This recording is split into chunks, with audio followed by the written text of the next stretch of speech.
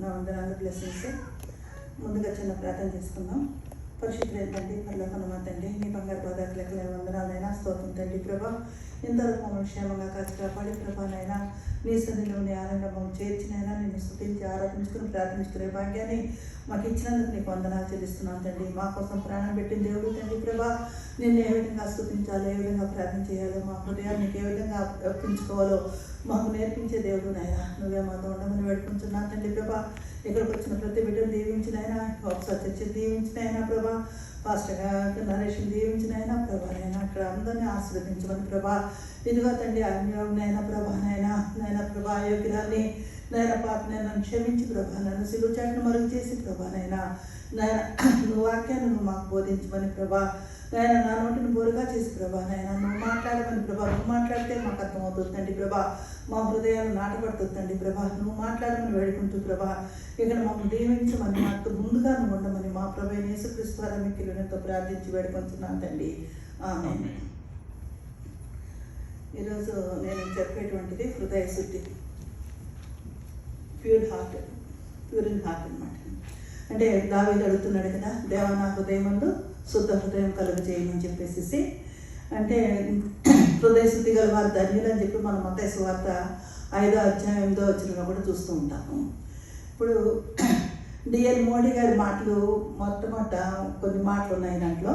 అంటే God doesn't seek for golden vessels and does not ask for silver once, but he must have clean once only. అంటే దేవుడు బంగారు పాత్రల కోసం చూడడు, వెండి పాత్రలు అడగడు. దాంట్లో ఆయనకు కావాల్సిన శుద్ధ పాత్రలే, క్లీన్ వెసల్సే కావాలని చెప్పేసి చెప్తున్నాడు అనమాట. అంటే హృదయ శుద్ధి అనేటువంటిది మనకి చాలా అవసరం. ఈ హృదయ శుద్ధి గలవారు ధన్యులు అనే మాట మనం యేసుప్రభు చెప్పడం చూస్తున్నాం. హృదయ శుద్ధి గలవారు ధన్యులు, వాళ్ళు దేవుని చూచిందని ఉంటుంది. అంటే ఎప్పుడైతే మన హృదయం క్లీన్గా ఉంటుందో అప్పుడు మనం ఎవరిని చూస్తాం? దేవుని చూస్తూ ఉంటాం అనమాట.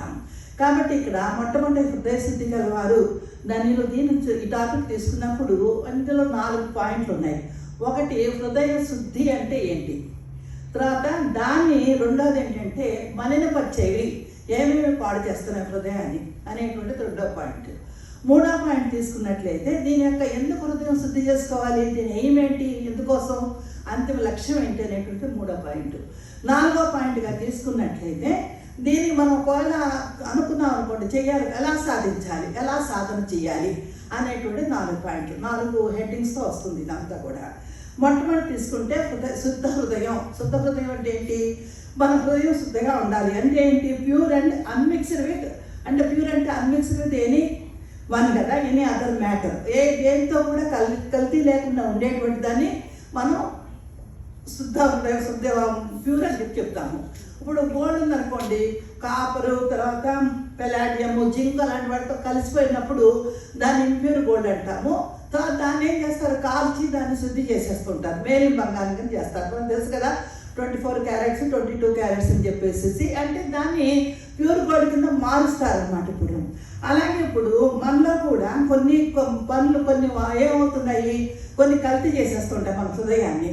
కాబట్టి దీని నుంచి మనము వాటి నుండి మనం దూరంగా ఉన్నట్లయితే, మన హృదయం ఎటువంటిది తప్పు లేకుండా ఉన్నట్లయితే మనం ఏమవుతుంది, మన హార్ట్ ప్యూర్ హార్ట్గా ఉంటుందన్నమాట.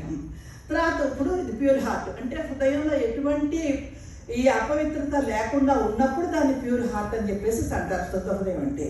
రెండోది తీసుకున్నట్లయితే మలినపరిచేవి ఏంటి అని చెప్పేసి గమనించినట్లయితే ఏమేమి మలినపరుస్తాయి? మనకి లోకరీత్యా పరిస్థితులు, మన చుట్టూ ఉండేటువంటి పరిస్థితులు, అంటే కల్తీ పడుతుంటాయి. మన హృదయం ఎప్పుడు కల్తీ పడుతూ ఉంటాయి. మన హృదయాన్ని మంచిగా అంటే ఏమేమి చేస్తున్నాయని గమనిస్తే మనం సాధారణంగా మనకు ఉద్రేకం కలిగించేటువంటి పరిస్థితులు, కొంచెం తొందరగా షార్ట్ టెంపర్, చూడండి ఏదైనా అయినప్పుడు చిరాకు పడిపోతుంటారు, కోపం కలుస్తూ ఉంటారు, పిల్లల మీద కానీ పెద్దవాళ్ళు కానీ, మనం బయట కానీ ఎక్కడైనా చాలామంది పాలిటిక్స్ కానీ ఎక్కడైనా చూసినప్పుడు ఎప్పుడూ కోపాలు, చిరాకులు, ద్వేష స్వభావాలు ఇవన్నీ ఉంటూ ఉంటాయి కదా. ఇటువంటివన్నీ కూడా మన హృదయాన్ని మలినపరుస్తూ ఉంటాయి అన్నమాట.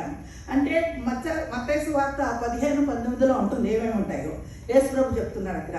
దురాలోచనలు, నరహత్యలు, వ్యభిచారాలు, వేశ్యాగమనములు, దొంగతనములు, అబద్ధ సాక్ష్యాలు, దేవదోషాలు హృదయం నుండే వస్తూ ఉంటాయి అన్నీ కూడా. ఇవే మనుషులు ఏం చేస్తున్నాయి? అపవిత్రపరుస్తూ ఉంటాయి.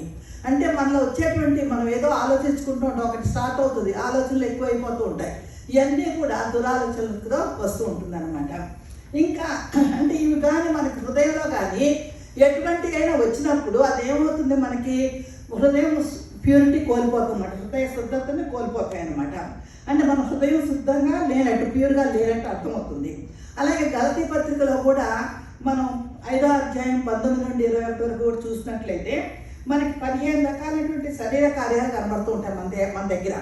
అవి ఇక్కడ జారత్వము, అపవిత్రత, కామకత్వము, విగ్రహారాధన, తర్వాత అభిచారము, ద్వేషములు, కలహము, మత్సరములు, క్రోధములు, కక్షలు, భేదములు, విమర్శములు, అసూయలు, మద్దతులు, అల్లంతో కూడిన ఆటపాట్లు. మొత్తం 15 ఉంటాయి మనకి. ఈ గలతీ అందరికీ తెలిసినటువంటి ఇవన్నీ కూడా. ఇప్పుడు మీరు ఇందాక చదివినటువంటి వాక్యంలో కూడా చూసినట్లయితే గలతీ 4వ అధ్యాయం చదివారు కదా, మనకి కోపాలు కానీ, మనకి ఏదైనా పగలు కానీ ఏదున్నా కూడా ఎన్ని మనలో మన హృదయాన్ని అపవిత్రపరిచేస్తూ ఉంటాయి మనకంతా కూడా. కాబట్టి మనం ఎప్పుడు ఉద్రేకాలు కలిగించేటువంటి పరిస్థితులు ఉన్నప్పుడు ఏమవుతుందంటే మన హృదయం ఎప్పుడు కూడా అపవిత్రతకి లోనైపోతుంది అన్నమాట. అంటే శుద్ధతని కోల్పోతుంది, మలినం అయిపోతుంది. వీటన్నింటినీ కూడా మనకు వచ్చేటువంటి అన్నీ కూడా పాపం కూడా ఒక పాపం అది. కాబట్టి వీటన్నింటినీ పాపాలన్నీ మన బాడీలో మనకి ఏర్పడుతూ ఉంటాయి. కాబట్టి మనం పాపం ఏం చేస్తుంది, మన హృదయాన్ని చెడగొట్టేస్తుంది. ఈ శుద్ధ హృదయం అంటే దేన్ని, శుద్ధ హృదయాన్ని అశుద్ధంగా చేసేస్తూ ఉంటుంది అనమాట. అంటే మొట్టమొదట పాపం అనేటువంటిది మన హృదయంలో చిన్న బీజం కింద, చిన్న విత్తనం కింద ఏర్పడుతూ ఉంటుంది.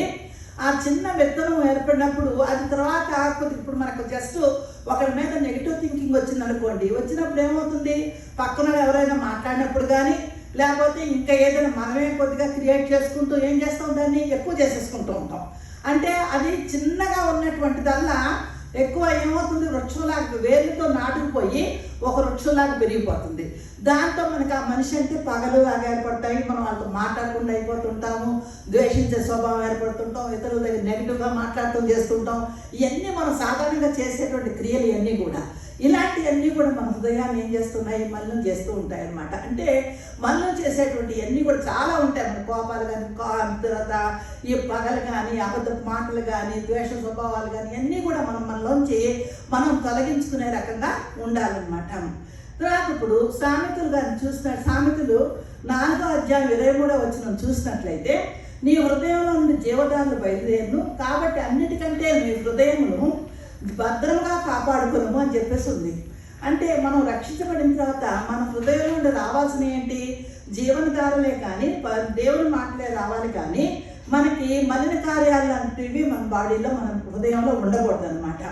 సామెతలు 20వ అధ్యాయం 9వ వచనంలో కూడా చూసినట్లయితే, నా హృదయం శుద్ధపరచుకొని ఉన్నాను, పాపం పోగొట్టుకొని పవిత్రని అవుతున్నాను కొనదగిన వాడెవడు. ఎవడైనా అప్పుడు మనం ధైర్యంగా నా హృదయం ప్యూర్గా ఉంది, నేనేమి పాపం లేకుండా ఉన్నానని ఏ ఒక్క మనిషి చెప్పలేదు.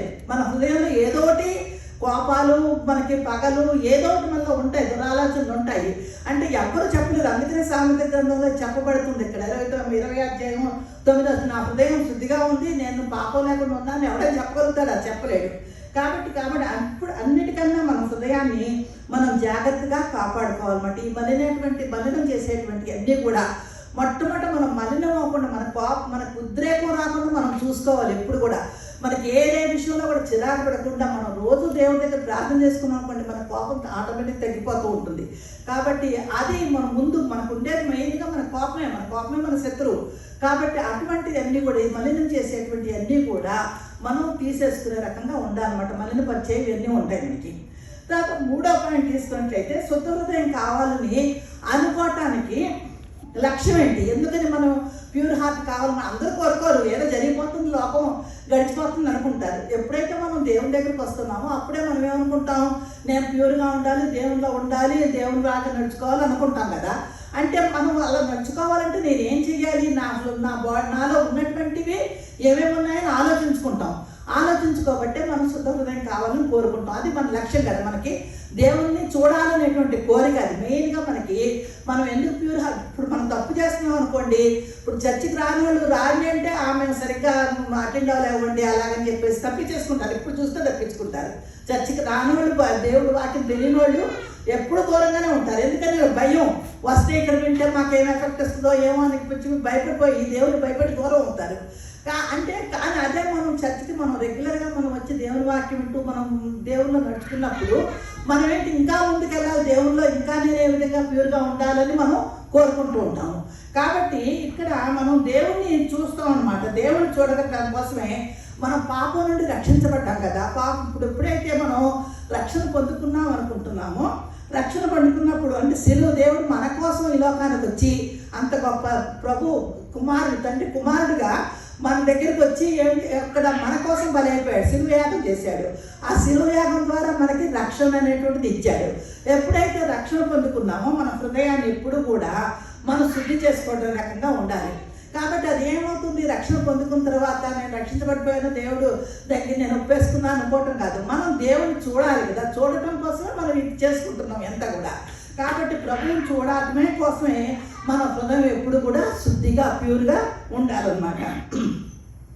ఇలా ప్యూర్గా ఉండాలంటే మనం ఏం చేయాలి, సాధన చేయాలి. 4వ పాయింట్ వచ్చాక సాధన చేయాలి. మనం ఇప్పుడు ప్యూర్ అంటే ఏంటో తెలుసుకుంటున్నాము, ఏమేమి దీన్ని ఇంప్యూర్ చేస్తుందో తెలుసుకుంటున్నాము. తర్వాత దీని యొక్క ఎయిమ్ ఏంటి, ఎందుకు మనం శుద్ధి కావాలని కోరుకుంటున్నాము అది చూసుకుంటున్నాము. తర్వాత వచ్చేటప్పటికల్లా మనం ఏంటి, ఎలా సాధన చేయాలి, మనం దేవుల్లో ఉండాలి అంటే మనం ఏ విధంగా సాధన చేయాలి అని చూసినట్లయితే మళ్ళీ దాంట్లో 3 పాయింట్లు ఉంటాయి. 3 పాయింట్లో ఒకటేమో ఎప్పుడు కూడా దేవుని వాక్యాన్ని చదువుతూ ఉండాలి. దేవుని వాక్యం చదవటం వల్ల మన హృదయం శుద్ధి అవుతూ ఉంటుంది.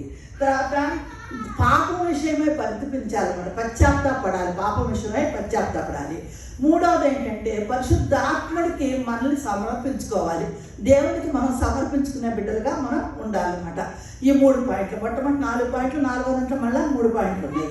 మొట్టమొదటి చూస్తే పరిశుద్ధ వాక్యాన్ని చదవాలి. చూడండి, ఉదయాన్నే లేచి బైబిల్ చదువుకుంటే ఎంతో నేను పరిశుద్ధంగా మనకి హ్యాపీగా కూడా ఉంటుంది. ఎప్పుడు కూడా మనం దేవుని వాక్యం చదువుతుంటే వాక్యం ఏం చేస్తుందంటే 2 అంచుల కత్తి కలదు కదా, అది 2 రకాలుగా మనల్ని చూపిస్తూ ఉంటుంది. తర్వాత ఆ వాక్యం అనేటువంటిది అగ్నిలాగా ఉంటుంది, తర్వాత నీరులాగా ఉంటుంది. అగ్నిలాగా ఏం చేస్తుంది, మనం దహిస్తుంది. ఒక వాక్యం చదివినప్పుడు అయ్యో ఇప్పుడు మనం చదివాం, మీరు సత్యాన్ని మాట్లాడండి, మీరు కోపపడద్దు, మీ కోపం ఉన్న సాయంకాలం ఇప్పుడు ఎంతమంది కక్షలతో ఉండిపోయారు చెప్పండి. అసలు ఎంతమంది వ్యక్తులతో మాట్లాడకుండా దూరం అయిపోయి ఉంటారు.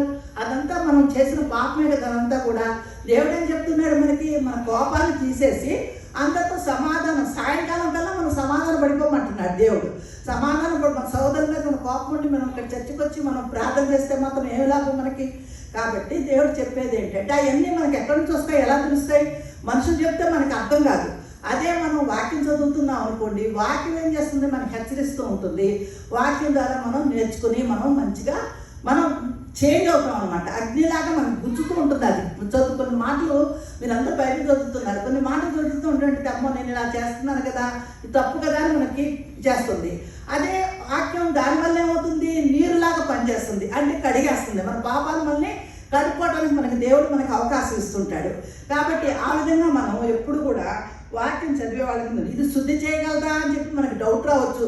నేను బైబిల్ చదివినంత మాత్రం నా హార్ట్ ప్యూర్ అవుతుందా, నేను శుద్ధి కాగలనా అని డౌట్ రావచ్చు. కానీ తప్పకుండా శుద్ధి అవుతుంది. ఎందుకంటే దావీదు కీర్తన 119వ కీర్తన చదవండి, ఎన్ని వచనాలు ఉంటాయో. నా కపట నడతలు నాకు దూరం చేయమని అడుగుతూ ఉంటాడు, నాకు స్థిరమైన నడతను అనుగ్రహించమంటాడు, తర్వాత నీ వాక్యం చేత నన్ను స్థిరపరచమని చెప్పి అడుగుతుంటాడు. మీరు వాక్యం 119వ కీర్తన చదువుతుంటే మనకి ఎన్ని రకాలుగా దావీదు కీర్తనలే మనకు ప్రార్థన నేర్పిస్తూ ఉంటాయి, మనం ఏ విధంగా ఉండాలో నేర్పిస్తూ ఉంటుంది. అందులో మనం స్థిరంగా ఉండాలి. నీ వాక్యమే నా పాదాలకు దీపము, నా త్రోవకు వెలిగిందాక మనం పట్టుకుని పాడాం కూడా, అంతా కూడా ఈ వాక్యమే అని చెప్పేసి. అంటే ఏంటి, మనకి ఆ వాక్యం మనం ఎన్ని రకాలుగా హెచ్చరిస్తూ ఉంటుందో మనం గమనించుకోవాలి, మనం నడుచుకోవాలన్నమాట. వాక్యం ఏదో ఊరికినే నేను బైబిల్ తీసి ఇలా చదివేశాను అయిపోయింది అనుకోవటం కాదు. ఆ వాక్యం ద్వారా మనల్ని ఏం హెచ్చరిస్తున్నాడు దేవుడు, మనకి ఏం చెప్తున్నాడు అనేటువంటిది కూడా మనం అర్థం చేసుకునే రకంగా ఉండాలన్నమాట, తెలుసుకుని ఉండాలన్నమాట. ఇక్కడ నీ వాక్యాన్ని బట్టి నా అడుగులు స్థిరపరచమని చెప్పి దావీదు అడుగుతున్నాడు.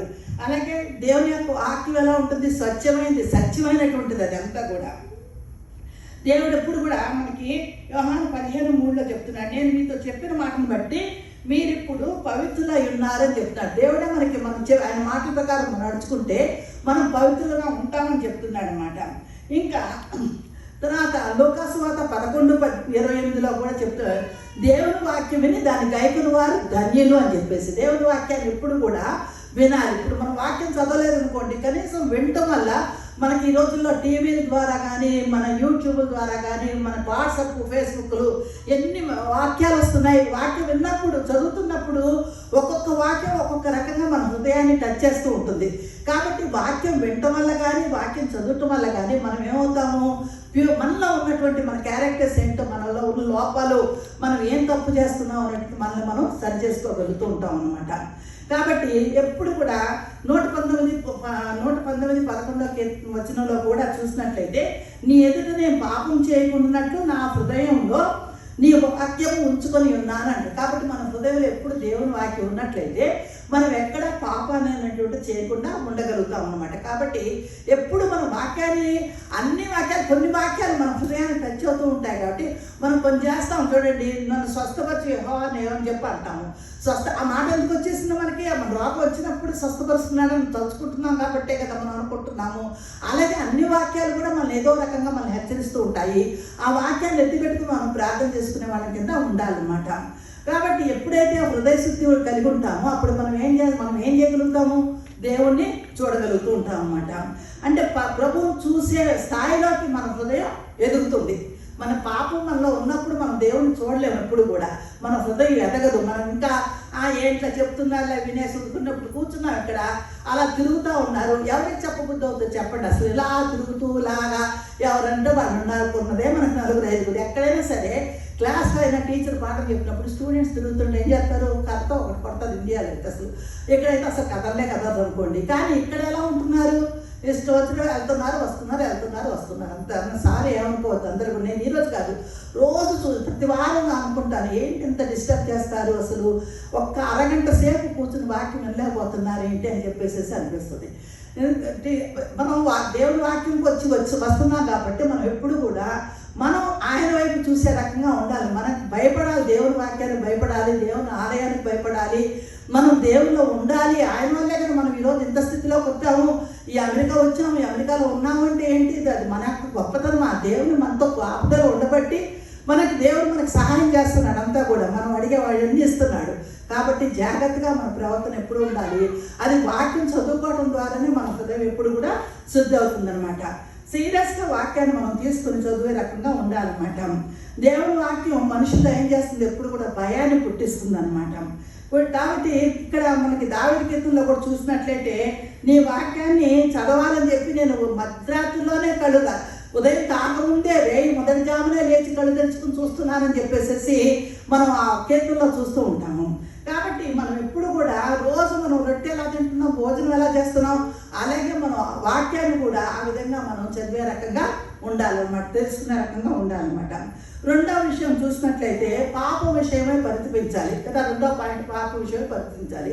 మనం పాపం లేకుండా ఏ మనిషి లేడు, ఒక్కడు నీతిమంతుడు లేడు అని చెప్పి మనం బైబిల్లో చూస్తాం. నిజంగానే మనం అనుకుంటే మనం ఎవరైనా కరెక్ట్గా ఉన్నామా? ఎక్కడైనా మన మాటల్లో, చేతలో, చూపులో, నడకలో తప్పులు ఉండనే ఉంటాయి. కాబట్టి మనలో పాపం ఉంటుంది. కాబట్టి మన పాపం చేసింది పరితపించాలి. మనం తెలుసుకున్నటువంటి, మనం తెలిసి చేసిన పాపాలు ఉన్నాయనుకోండి, లేకపోతే మనకి ఎవరైనా హెచ్చరిస్తున్నారనుకోండి, నిజమే కదా, ఇలా చెప్తున్నారు కదా, మనం సరి చేసుకోవాలనేటువంటి ఉండాలి.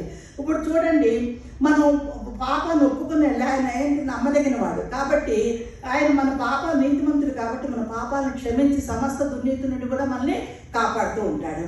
ఇక్కడ దావీదు చూడండి, బెత్షెబాతో తప్పు చేసినప్పుడు తను కరెక్టే అనుకున్నాడు. ఇప్పుడు నేను కూడా మనం అన్ని చేసే పనులు మనం కరెక్ట్ అనుకుంటాం. ఎవరిని వచ్చి నువ్వు ఇలా చేయకూడదు, తప్పు అని చెప్పినప్పుడు మనం కొంత మామూలుగా జనాలు మన రీత్యా ఉంటుంది, మన కోపం వచ్చేస్తూ ఉంటుంది. అలా అన్నారు, భర్త చెప్పొచ్చారులే అనుకుంటాం. కానీ దావీదు అక్కడ చూడండి, నాతాను చెప్పగానే తన తప్పు తెలుసుకుని, తను తప్పు ఒప్పుకొని వెళ్ళి దేవుని దగ్గర ప్రార్థన చేస్తూ ఆరంభించాడు. కాబట్టి దేవుడు ఏం చేశాడు? తను క్షమించాడు. దావీదు నా హృదయానుసారుడు అన్నాడు. దావీదు ఇంకా మళ్ళీ ఎప్పుడూ ఆ తప్పు చేయలేదు. అంటే ఆ తప్పును ఒప్పుకునే రకంగా ఉండాలన్నమాట. మనం తప్పును ఒప్పుకొని ఆ తప్పు నేను చేయను తండ్రి అని చెప్పి ఒప్పుకునే రకంగా మనం చూసుకోవాలన్నమాట. ఇంకా అందుకనే దేవుడు ఏం చెప్తున్నాడంటే, మనకి యాకోబు పత్రిక 4:8 పాపులారా మీ చేతులు శుభ్రం చేసుకోండి, ద్విమనస్కులారా మీ హృదయాన్ని పరిశుద్ధపరచుకోండి అని చెప్పేసి అన్నాడు. దావీదైతే దేవా నా హృదయాన్ని నా ఎందు శుద్ధ హృదయం కలుగు కలుగజేయము, నా అంతరంగంలో స్థిరమైన మనసును కలుగజేయమంటే నేను ఎటువంటి తప్పులు చేయకుండా నాకు నీ ఎలా ఉండే రకంగా స్థిరమైన మనసు నాకు అనుగ్రహించు అని చెప్పి దావీదు ప్రార్థన చేస్తున్నాడు. ఆ విధంగా మనం కూడా ఎటువంటి తప్పు చేయకుండా ఉండాలని దేవుడిని మనం ప్రార్థన చేసుకోవాలన్నమాట. ఇంకా మనం పవిత్రపరచుకోవాలంటే ముందుగా మన పాపాలు మనం ఒప్పుకోవాలి. లేకపోతే మనకి పాప క్షమాపణ ఉండదు. పాప క్షమాపణ లేకపోతే మన హృదయం శుద్ధి కాదనమాట.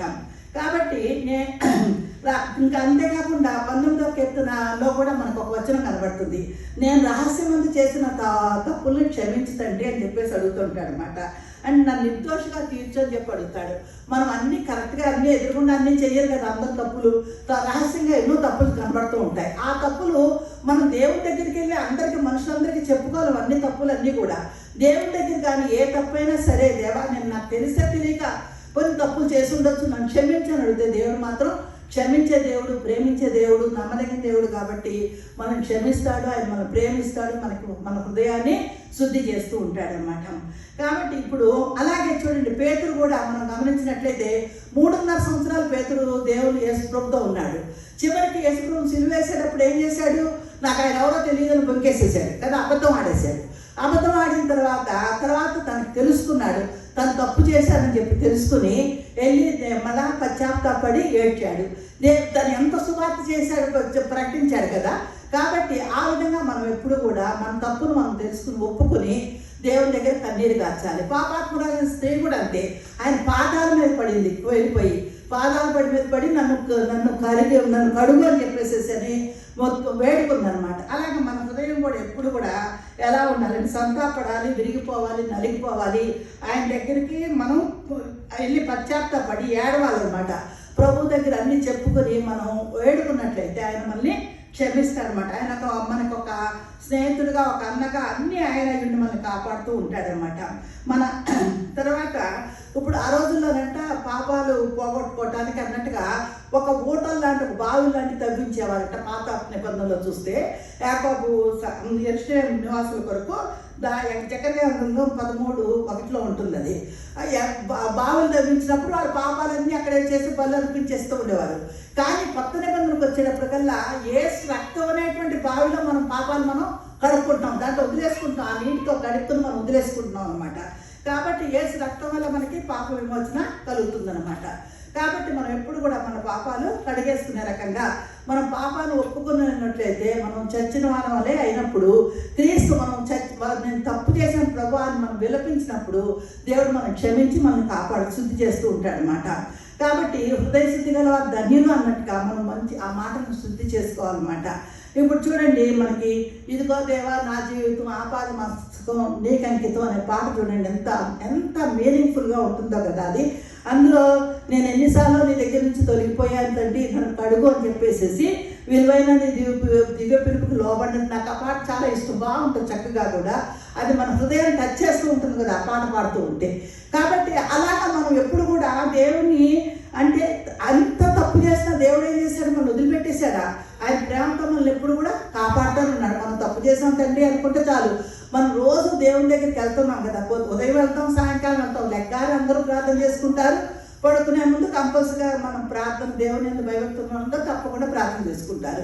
ఆ ప్రార్థన చేసుకున్నప్పుడు ఏం చేస్తాము మనం, ఈరోజు పొద్దు నుంచి ఈరోజు సాయంకాలం వరకు ప్రభా నేను ఏం తప్పు చేశాను, నన్ను క్షమించు, మరి ఈ రాత్రికే మనం పిలువ వచ్చామో మనకు తెలియదు కదా, దేవుని రాజ్యంలో మనం తీసుకెళ్ళి ప్రభా అని చెప్పి మనం అడిగే రకంగా ఉండాలన్నమాట. కాబట్టి దేవుని ఎప్పుడు కూడా మన హృదయాన్ని శుద్ధి చేయమని చెప్పేసి ఆయన్ని అడుగుతూ ఉండాలి. ఇప్పుడు అది 2వ పాయింట్ అయిపోయింది. 3వ పాయింట్ వచ్చేటప్పటికల్లా మనం ఏం చేయాలి, ఇప్పుడు ఇక్కడ మనం పరిశుద్ధాత్మకి అప్పగించుకోవాలి, దేవునికే మనం అప్పగించుకోవాలి అంటే మనం ఎందుకు అప్పగించుకోవాలి అంటే చూడండి, మన హృదయాన్ని శుద్ధి చేయడం ఆయన చేస్తాడు కదా, మనం ఒప్పేసుకున్నాం కదా, శుద్ధి చేస్తాడు కదా అనుకోవచ్చు. కానీ ఈ శుద్ధీకరణ క్రియ ఎప్పుడు స్టార్ట్ అవుతుందంటే మనం ఎప్పుడైతే రక్షణ పొందుకుంటున్నామో అప్పటి నుంచే మనలో శాంటిఫికేషన్ అనేటువంటిది స్టార్ట్ అవుతుంటుంది. దాన్ని మనం ఒప్పుకుంటూ రావాలి. మనకి ఒక్కొక్కటి దేవుడు ఎప్పుడైతే రక్షణ పొందుకుంటామో అప్పుడు మనం చేసేవన్నీ కూడా ఏ రోజు కాదు మనం చేసేవన్నీ కూడా దేవుడు మనకి చూపిస్తూ ఉంటాడు. కాబట్టి మనం అప్పుడు వాటిని ఒప్పుకుంటూ ఆయనకి దగ్గరగా పవిత్రపరుస్తాడు. మన దేవునికి నన్ను నీకు అప్పచెప్పేసుకుంటున్నాను ప్రభు అని చెప్పేసి అనుకుంటే పరిశుద్ధాత్మని మనము అప్పగించుకోవాలన్నమాట. కాబట్టి చూడండి, బంగారాన్ని ఇప్పుడు ఈ కరిగించినప్పుడు ఈ ఇంప్యూర్గా ఉన్నప్పుడు బంగారం కరిగించామనుకోండి, అగ్ని బంగారాన్ని కరిగిస్తుంది కదా, కరిగించినప్పుడు మేలిన బంగారం చేస్తుంది.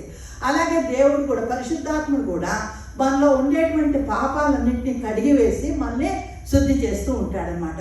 కాబట్టి పరిశుద్ధాత్మకు మనం ఎప్పుడు కూడా, అప్పుడు శిల్పి చెక్కుతున్నాడు అనుకోండి, చెక్కినప్పుడు ఆ రాయిని చక్కగా చెక్కుతాడు కదా, ఒక రాయిని ఒక శిల్పిగా ఒక మంచి బొమ్మగా చెక్కుతాడు ఒక శిల్పి. చెక్కేటప్పుడు అతని చేతిలో ఏముంటుంది, ఒక ఉలి అనేటువంటిది ఉంటుంది కదా, చెక్కేది ఒక రాయి ఒకటి ఉంటుంది. ఆ చెక్కుతున్నప్పుడు చక్కగా వెళ్ళాలి, అది కరెక్ట్గా వెళ్తేనే ఆ బొమ్మ కరెక్ట్గా వస్తుంది, లేకపోతే రాదు కదా అదంతా కూడా.